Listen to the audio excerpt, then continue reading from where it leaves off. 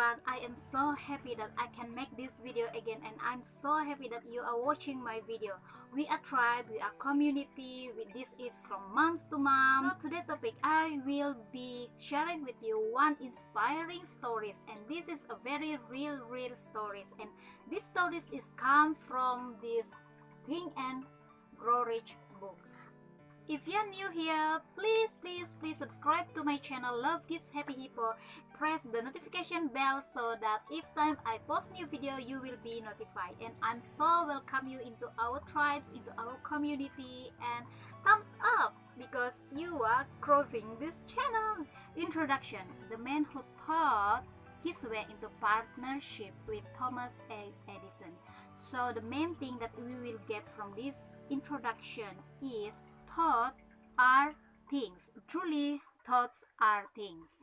Truly, thoughts are things, and powerful things at that, when they are mixed with definiteness of purpose, persistence, and a burning desire for their translation into riches or other material objects. A little more than 30 years ago, Edwin C. Barnes discovered how true it is that men really do think and grow rich. His discovery did not come about at one sitting. It came little by little, beginning with a burning desire to become a business associate of the great Edison.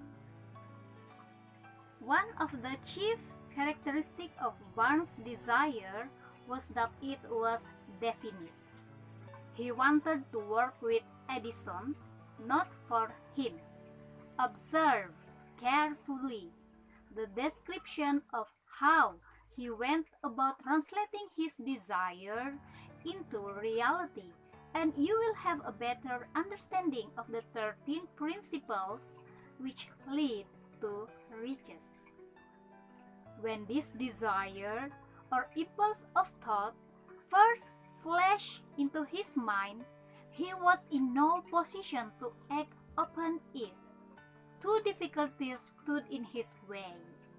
He did not know Mr. Edison, and he did not have enough money to pay his railroad fare to Orange, New Jersey.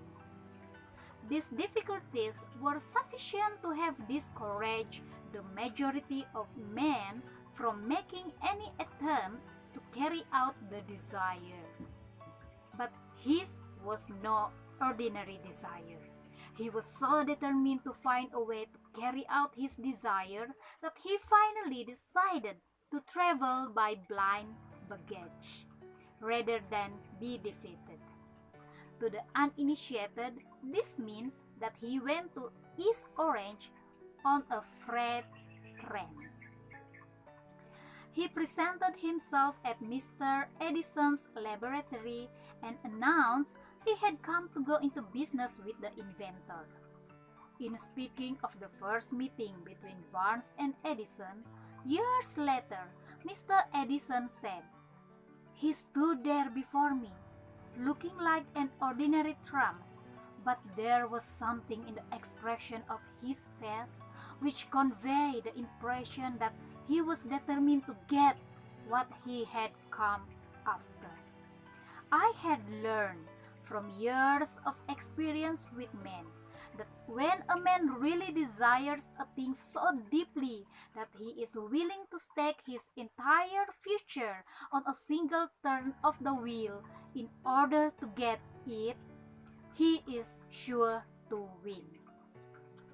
I gave him the opportunity he asked for because I saw he had made up his mind to stand by until he succeeded. Subsequent events proved that no mistake was made. Just what young Barnes said to Mr. Edison on that occasion was far less important than that which he thought. Edison himself said so. It could not have been the young man's appearance which got him his start in the Edison office, for that was definitely against him. It was what he thought that counted. If the significance of this statement could be conveyed to every person who reads it, there would be no need for the remainder of this book. Barnes did not get his partnership with Edison on his first interview. He did get a chance to work in the Edison offices at a very nominal wage, doing work that was unimportant to Edison, but most important to Barnes, because it gave him an opportunity to display his merchandise where his intended partner could see it. Months went by. Apparently nothing happened to bring the coveted goal which Barnes had set up in his mind as his definite major purpose. But something important was happening in Barnes' mind. He was constantly intensifying his desire to become the business associate of Edison. Psychologists have correctly said that when one is truly ready for a thing, it puts in its appearance. Barnes was ready for a business association with Edison. Moreover, he was determined to remain ready until he got that which he was seeking. He did not say to himself, "Oh well, what's the use? I guess I'll change my mind and try for a salesman job." But he did say, "I came here to go into business with Edison, and I'll accomplish this end if it takes the remainder of my life." He meant it. What a different story men would have to tell if only they would adopt a definite purpose and stand by that purpose until it had time to become an all-consuming obsession. Wow. Maybe young Barnes did not know it at the time, but his bulldog determination, his persistence in standing back of a single desire, was destined to mow down all opposition and bring him the opportunity he was seeking. When the opportunity came, it appeared in a different form and from a different direction than Barnes had expected. That is one of the tricks of opportunity. It has a sly habit of slipping in by the back door, and often it comes disguised in the form of misfortune or temporary defeat. Perhaps this is why so many fail to recognize opportunity. Mr. Edison had just perfected a new office device known at that time as the Edison dictating machine, now the Ediphone. His salesmen were not enthusiastic over the machine. They did not believe it could be sold without great effort. Barnes saw his opportunity. It had crawled in quietly, hidden in a queer-looking machine which interested no one but Barnes and the inventor. Barnes knew he could sell the Edison dictating machine. He suggested this to Edison and promptly got his chance. He did sell the machine.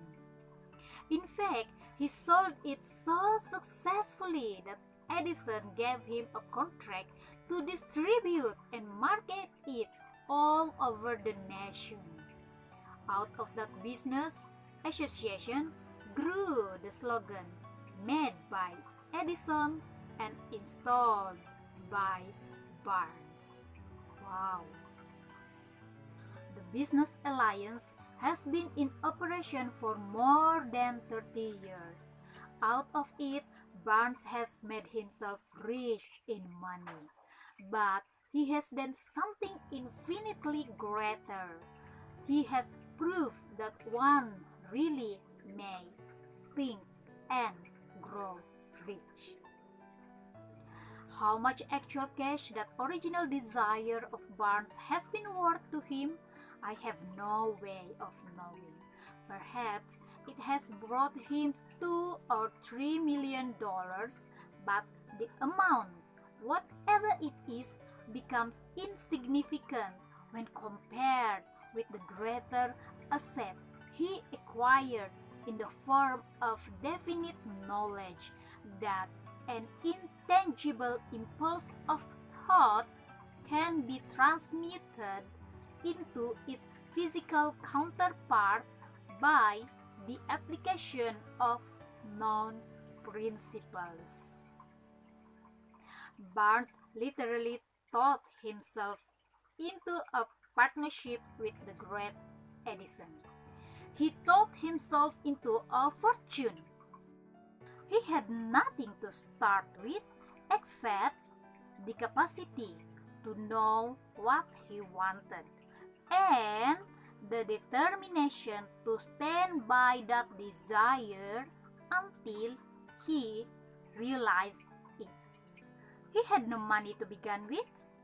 He had but little education. He had no influence, but he did have initiative, faith, and the will to win. With these intangible forces, he made himself number one man with the greatest inventor who ever lived. Wow. So that is my story for today, and I'm just reading it for you. But I'm so glad because while I'm doing it, I'm reading it again and I am more understanding, and I hope that you get something from this true story. That story is not originated by me.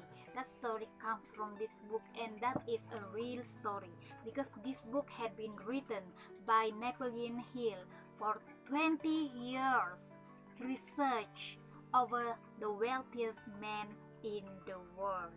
So I truly believe this book contains the principles of those men that accumulate riches and wealth in this world.